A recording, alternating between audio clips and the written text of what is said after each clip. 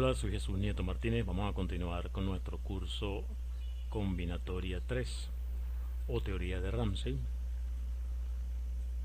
Esta vez vamos a hablar de generalizaciones del teorema de Schur. El teorema de Schur fue lo que vimos en el video anterior, de hecho eso fue lo único que vimos. Enunciamos el teorema de Schur, también enunciamos una versión finita del teorema de Schur y demostramos el primer resultado, demostramos el teorema de Schur. Vamos a ver tres generalizaciones, tres formas de generalizar el teorema de Schur, el teorema que vimos la vez pasada. Para eso vamos a necesitar cierta notación que va a hacer más cómodo el discurso. Dado un conjunto A, recuerda que al ponerle como exponente entre corchetes un número natural, nos estamos refiriendo a la colección de todos los subconjuntos de A que tienen esa cantidad de elementos, la cantidad dada por ese número. Si en lugar de tener un número fijo ponemos menor que infinito, nos estamos refiriendo a la colección de todos los subconjuntos de A que son finitos, es decir, la unión de todos los A elevado a la corchete n, donde n varía en el conjunto de los números naturales, es decir, la colección de todos los subconjuntos finitos del conjunto A. Dado un conjunto X de números enteros, nos interesan enteros positivos, no nos interesa el cero. Aquí quizá debí ponerlo desde el principio. X es un conjunto de enteros positivos, son los que nos van a interesar. Vamos a denotar por Fs, por sumas finitas, la colección de todas las sumas de los elementos de X, todas las sumas finitas de X, y nos interesa que en esas sumas no aparezcan repetidos los sumandos, son sumas sin repetición. Si permitimos repeticiones, ese conjunto siempre va a ser infinito, independientemente del tamaño que tenga X, así que nos interesan solamente las sumas en las que no aparecen repeticiones de elementos. Vamos a denotar por Fs sub 0 al conjunto Fsx agregándole el 0. Esto puede ser útil más adelante. Ahora, si tienes un conjunto X cuyos elementos son subconjuntos finitos de un conjunto A, vamos a utilizar esta notación Fu de X para referirnos a todas las uniones de elementos de X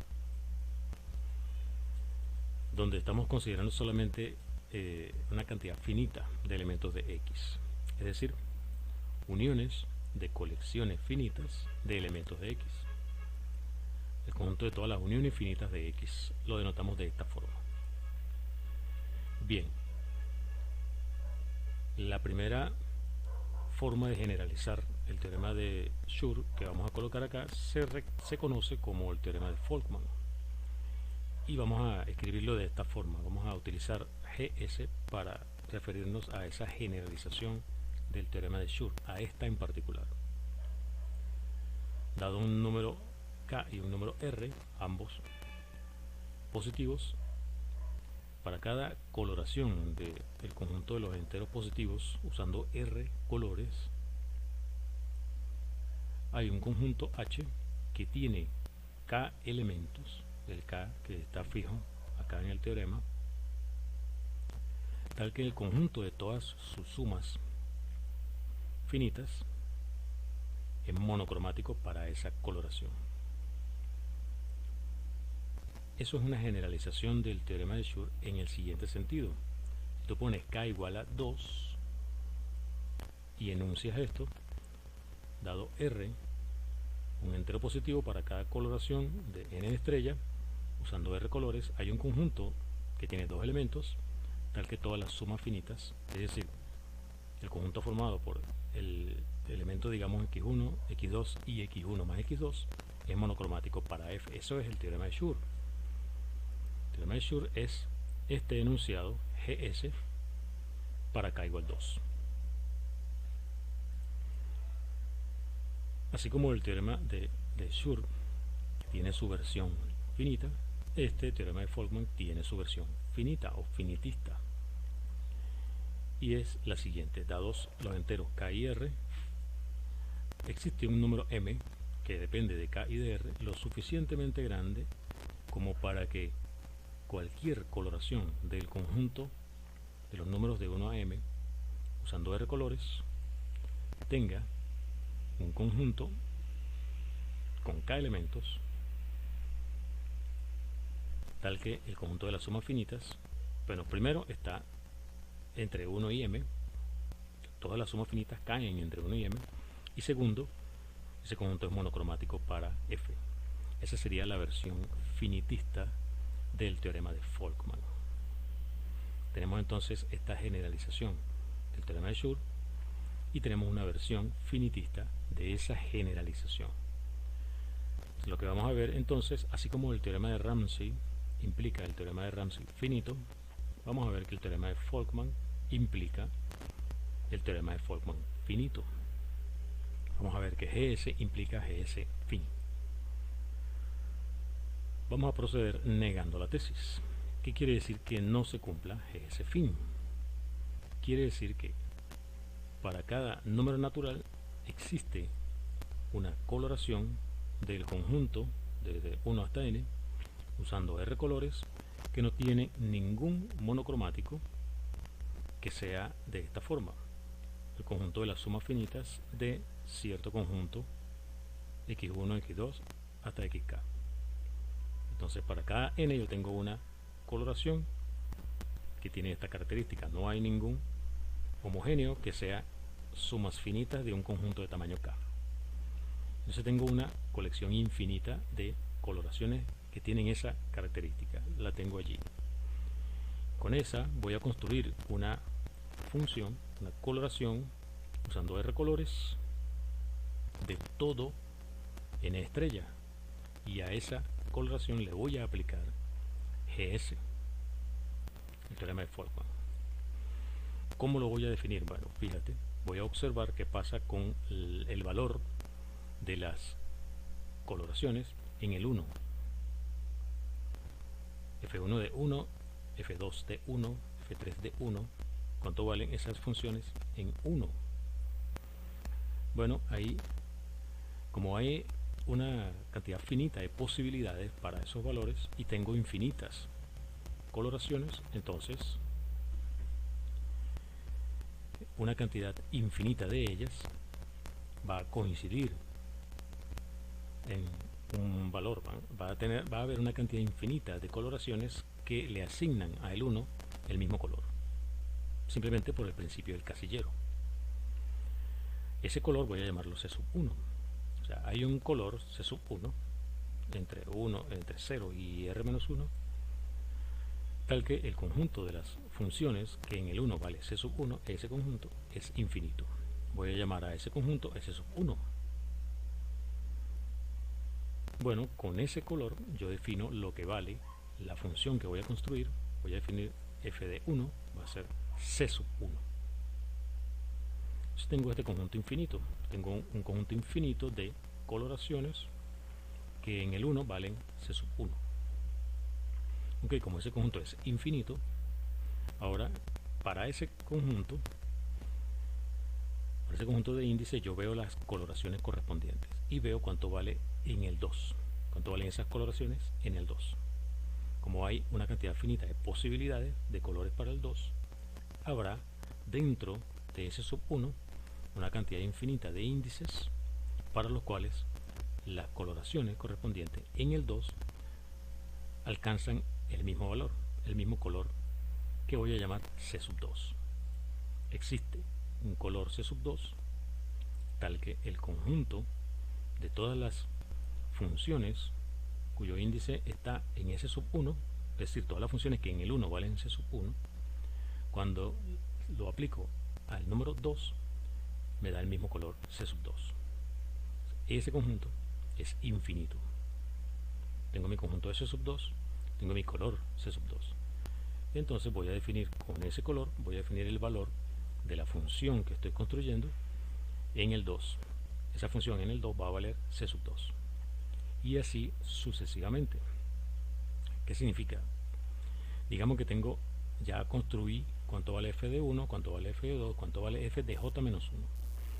Y ya tengo los conjuntos S sub 1 que contiene a S sub 2, S sub 2 contiene a S sub 3, etc. Ya llegué hasta S sub j menos 1. Perdón. Ya llegué hasta S sub j menos 1. Y las propiedades que tiene esta construcción es que el valor de f en cada i que vaya desde 1 hasta j menos 1, el valor de i es lo que valen las f sub n de i siempre que n esté en S sub j menos 1. Esa es la propiedad de la construcción. Entonces, si ya tengo esa construcción, ¿cómo hago para construir el valor de la función? Ya lo tengo desde 1 hasta j menos 1. ¿Cuánto vale f en j? Bueno, hago el mismo razonamiento que antes. Sj menos 1 es infinito, o sea, tengo infinitas coloraciones que no tienen monocromático de esta forma. Son infinitas. Entonces yo quiero ver cuánto valen esas funciones en j. Las posibilidades de valores para j son finitas, y como tengo infinitas coloraciones, entonces habrá una cantidad infinita de ellas que coinciden en el número j, le dan el mismo color. Ese color lo voy a llamar C sub j. Existe C sub j tal que el conjunto de los índices los tomé dentro de C sub j menos 1, para los cuales fn de j me da C sub j. Ese conjunto es infinito. Entonces, teniendo eso, este valor C sub j va a ser el color que le asigna la función que estoy construyendo a el número j. Eso es f sub j. Entonces, inductivamente ya he construido una función que está definida en todo n estrella por inducción, y los valores son números entre 0 y r menos 1, son los C sub j. Tengo una función, una r coloración de n estrella. A esa coloración de n estrella, con el k que tengo fijo, le aplico gs. gs nos dice que existe un conjunto que tiene k elementos, del k ese que está fijo, conjunto que tiene k elementos, tal que todas las sumas finitas forman un conjunto que es monocromático para f. Muy bien. Puedes elegir un j lo suficientemente grande para que todas las sumas finitas de h, de este conjunto que nos da el monocromático, de manera que todas esas sumas finitas estén entre 1 y j. Puedo agarrar un j lo suficientemente grande para que eso ocurra. Y ahora voy a elegir, como yo sé que S sub j es infinito, entonces puedo agarrar un n que esté en S sub j y que sea más grande que j. De esa manera yo me aseguro de que fs de h es monocromático para la f que corresponde a ese n que yo elegí aquí. Para este n que yo elegí, la coloración f sub n tiene este conjunto como monocromático. Este conjunto es monocromático para esta fn. Pero eso es una contradicción, porque todas las fn tienen la característica de que no hay ningún monocromático que sea de la forma sumas finitas de algún conjunto de tamaño k. Y este monocromático es suma finita de este conjunto H, que tiene tamaño k. Es una contradicción que viene de suponer que gs fin no es cierto. Por lo tanto, gs implica gs fin. Así que tenemos la versión generalizada del teorema de Schur implica la versión generalizada del teorema de Schur finita. Ahora vamos a enunciar una versión que es conjuntista. en el sentido de que en lugar de considerar sumas finitas de números, vamos a considerar uniones finitas de conjuntos finitos. Entonces, vamos a ver la relación que hay. A esta la vamos a llamar GS con la generalización del teorema de Schur conjuntista. Dados, como antes, K y R, enteros positivos. Cada vez que tú coloreas, ahora vamos a colorear todos los subconjuntos finitos de n, conjuntos finitos de números naturales, usando R colores. Entonces va a existir una colección formada por K subconjuntos de n, cada uno de ellos es finito, y además son disjuntos 2 a 2, y el conjunto de todas las uniones finitas de ellos, ese conjunto, todos sus elementos tienen el mismo color por F, es decir, este conjunto es monocromático para F.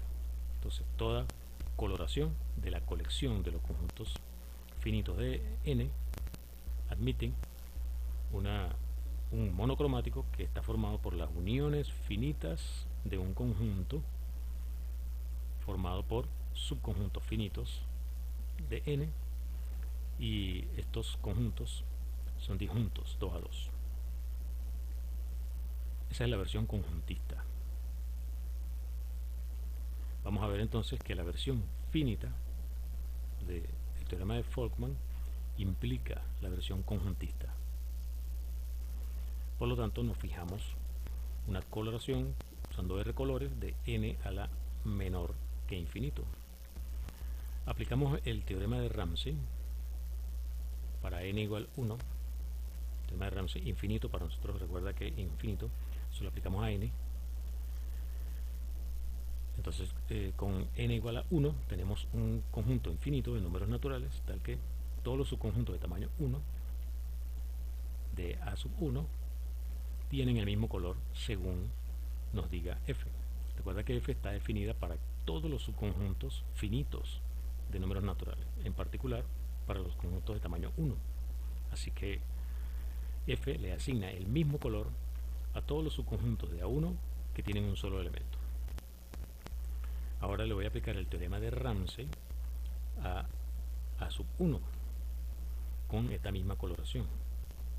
Voy a obtener dentro de A sub 1 un conjunto infinito, tal que los pares a los conjuntos de tamaño 2 de A sub 2 tienen el mismo color según F. Y así sucesivamente. Podemos construir una sucesión decreciente de conjuntos de números naturales, cada uno de ellos infinito, y de manera que A sub i a la corchete i es monocromático para F. Es decir, supongamos que tenemos esto definido hasta A sub i menos 1, y cada conjunto A sub j a la corchete de j es monocromático para F, siempre que j esté entre 1 y n menos y el valor i menos 1.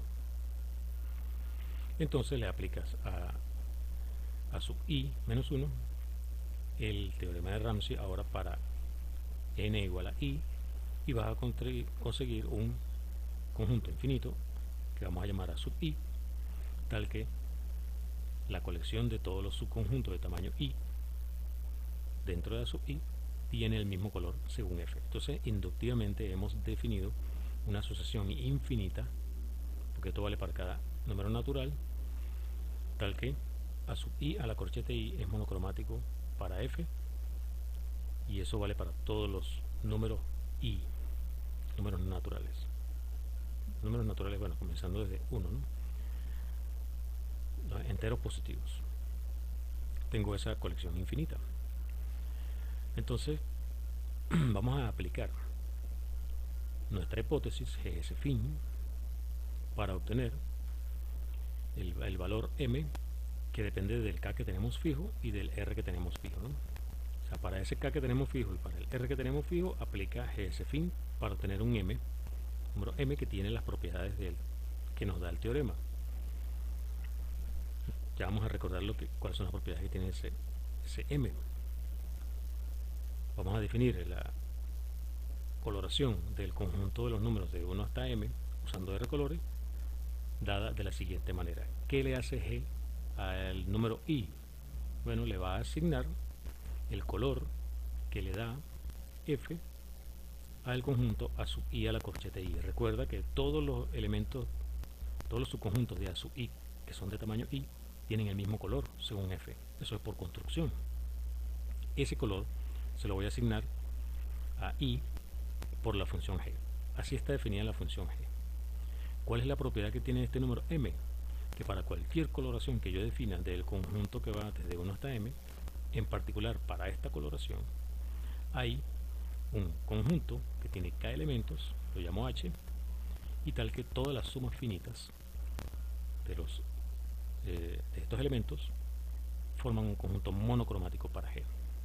Todas las sumas finitas de los X, J que aparecen aquí tienen el mismo color según G. Ahora necesito construirme entonces el conjunto que sea mono para esta coloración y tener el resultado GS conjuntista. Entonces, ¿qué voy a hacer? Voy a elegir A sub 1, A sub 2 hasta A sub K conjuntos finitos donde, bueno, yo tengo este M que está aquí y agarro el correspondiente A sub M mayúscula.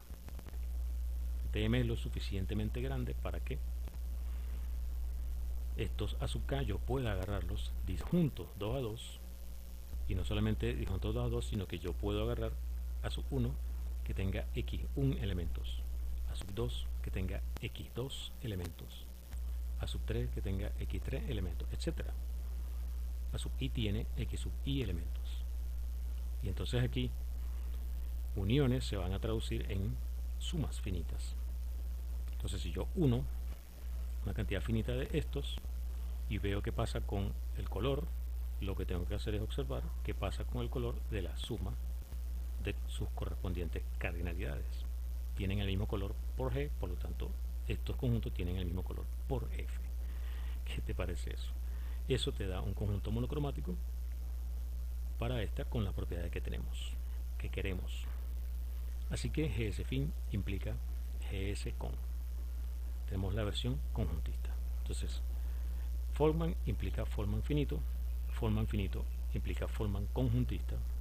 Lo que falta es que Folkman conjuntista implique Folkman para tener la equivalencia de las tres. Que la versión conjuntista implique el teorema de Folkman original que pusimos desde el principio.